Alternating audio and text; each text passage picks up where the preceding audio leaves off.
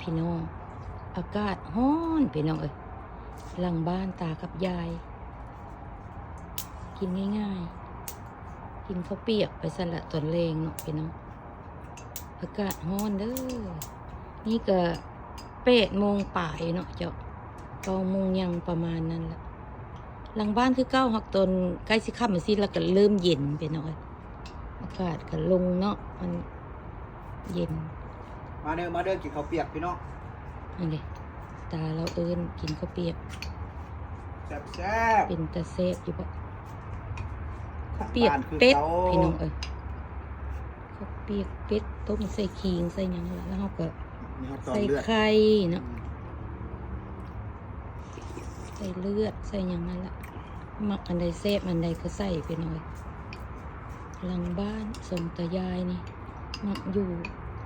หลังบ้านไปยังสั้นละเฮ็ดก็แก๊กๆหลังบ้านไปหน่อยมาเด้อพี่น้องเด้อข้าวเปียกต้องได้เป่าก่อนนะ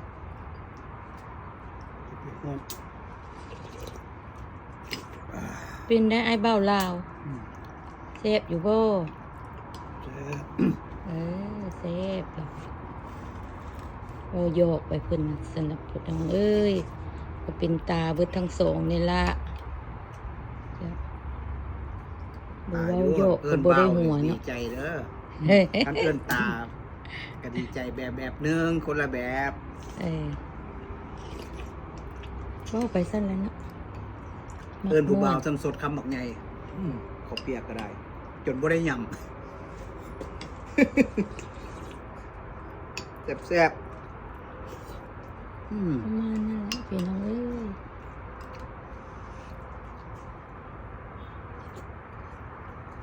อยู่หลังบ้านนี่จนดึกพุ่นน่ะพี่น้อง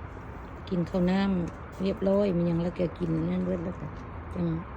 ขึ้นเพิ่งบ้านเนาะเพราะว่าตอนค่ำมาแล้วมันเริ่มเย็นพี่น้องเอ้ยถือว่าโอเคประมาณนั้นแหละแล้วตอนค่ำมันตอน3-4 โมงก็ฮ้อนมื้อนี้เลยถือว่าเริ่มฮ้อนหลายเนาะพี่น้องประมาณนั้น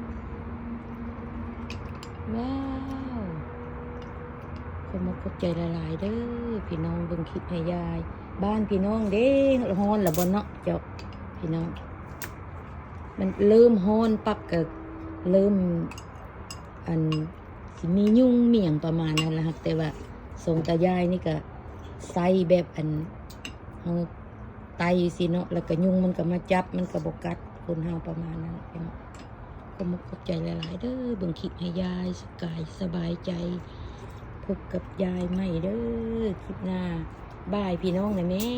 ส่งพ่อตาแซ่บบายกูดไนท์บาย